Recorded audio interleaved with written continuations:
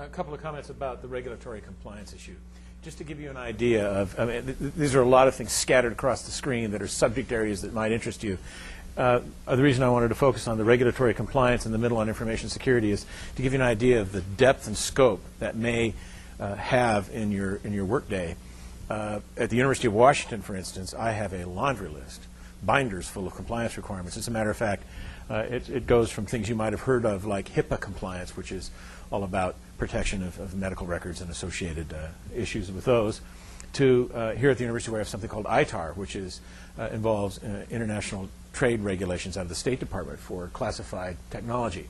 The University of Washington does a lot of classified research, for instance. So all the Department of Defense and State Department rules regarding export of technology or information has large sets of compliance requirements that I have to know and understand. So when I go to the Applied Physics Lab here on campus, or I go to the Electrical Engineering Department or other places that do classified research or research that generates results or inventions or intellectual property that may need to be safeguarded for U.S. interests, I have to understand how the security needs to be framed around that information, which is different than the way it's framed around HIPAA, which is different than the way it's framed around GLB, which is different than the way it's framed around state ISB security compliance requirements, which I have to meet.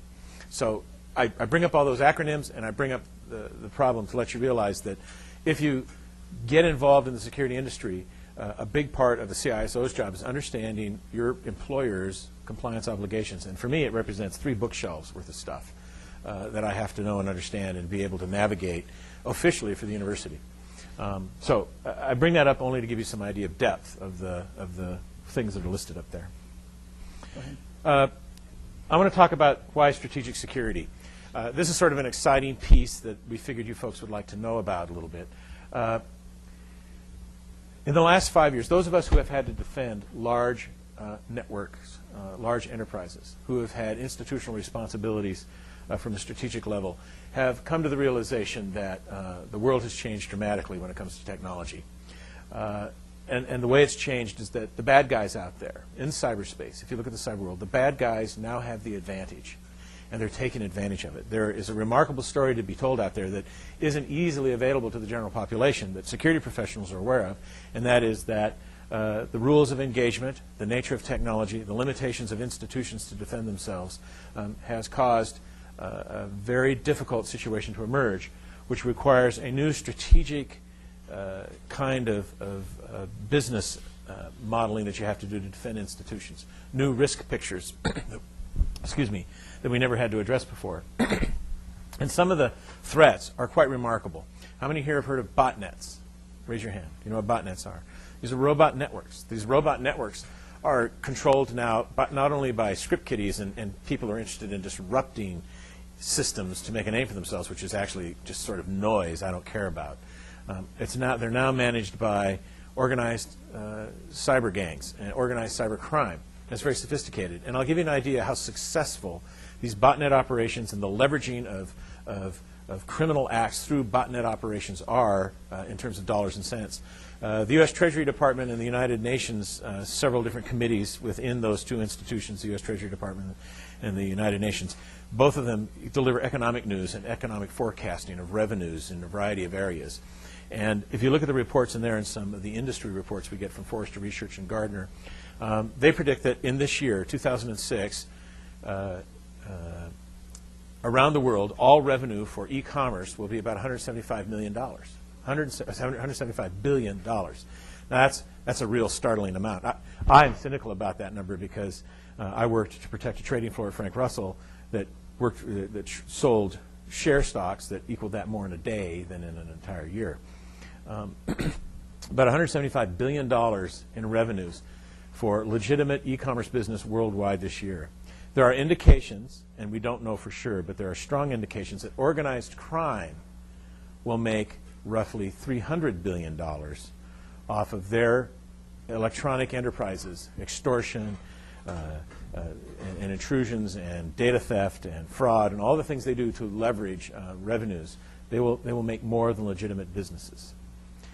That means that the University of Washington and the Port of Seattle are now deploying our defenses against institutions that have more money, more revenues at stake, more research capability, and extraordinarily well-paid, highly skilled professionals that are interested in defeating our systems. So there's a new strategic security mandate for us to adopt as professional security people. I talked to you about some of the troubling realities. Let me give you some other statistics. This is a really interesting book. I wouldn't read it unless you're well medicated. It's by Martha Stout.